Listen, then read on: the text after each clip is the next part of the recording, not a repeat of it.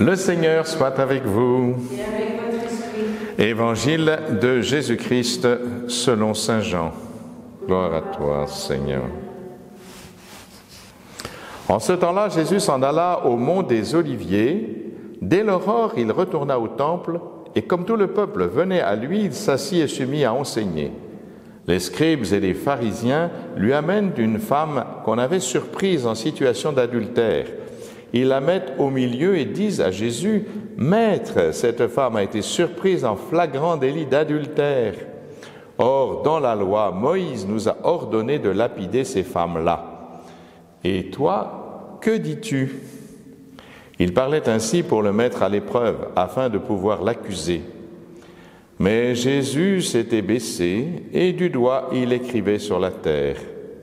Comme on persistait à l'interroger, il se redressa et leur dit, « Celui d'entre vous qui est sans péché, qu'il soit le premier à lui jeter une pierre. » Il se baissa de nouveau, et il écrivait sur la terre.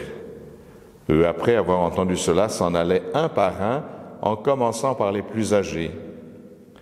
Jésus resta seul avec la femme, toujours là, au milieu. Il se redressa et lui demanda, « Femme, où sont-ils donc? Personne ne t'a condamné » Elle répondit, « Personne, Seigneur. » Et Jésus lui dit, « Moi non plus, je ne te condamne pas. Va et désormais ne pêche plus. » Acclamons la parole de Dieu, louange à toi, Seigneur Jésus.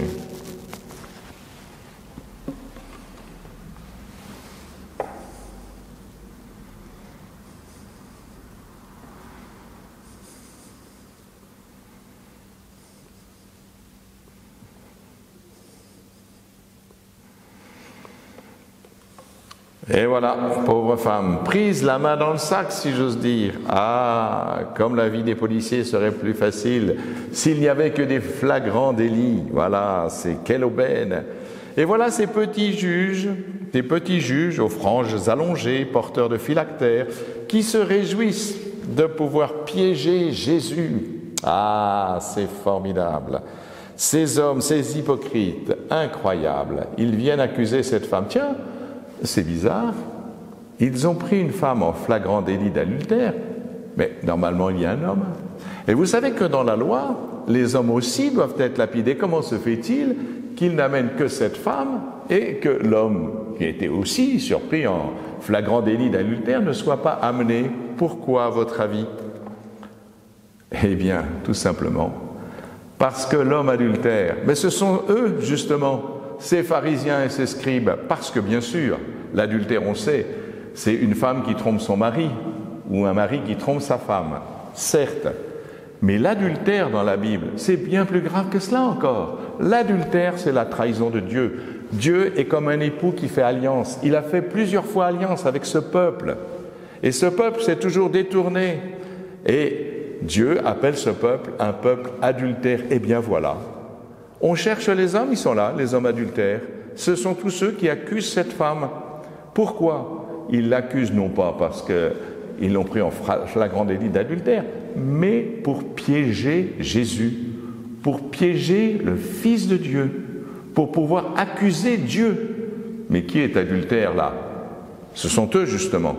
Et d'ailleurs, Jésus leur montre bien, eh bien, que celui qui est sans péché, c'est-à-dire qui n'est pas séparé de Dieu, qui n'a pas trahi Dieu, qui n'est pas adultère avec Dieu, que celui qui est sans péché jette la pierre. Ils s'en vont tous, sans exception, tous ces petits juges, ils s'en vont parce que c'est eux les adultères. Voilà peut-être la leçon qui nous est donnée. Nous avons tellement tendance à juger les autres, à les accuser, à les montrer du doigt. Mais qui est adultère vraiment ? Voilà peut-être ce qui nous faut réfléchir. Et au fond, est-ce que ces gens se soucient de cette femme? Pas une seconde. Est-ce que nous nous soucions des pécheurs? Est-ce que nous avons le souci des pécheurs pour qu'ils soient sauvés? Pas du tout. Le seul intérêt pour les pécheurs de ces hommes, c'est qu'ils soient condamnés.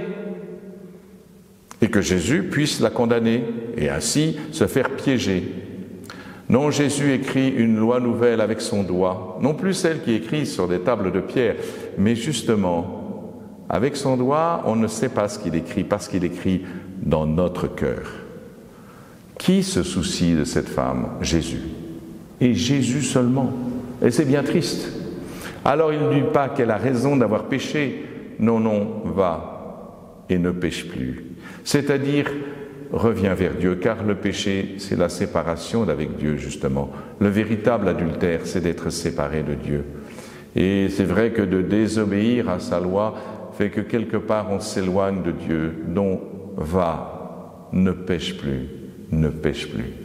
Et je crois que Jésus aujourd'hui nous dit, pour ce temps de carême, à chacun d'entre nous, va et ne pêche plus.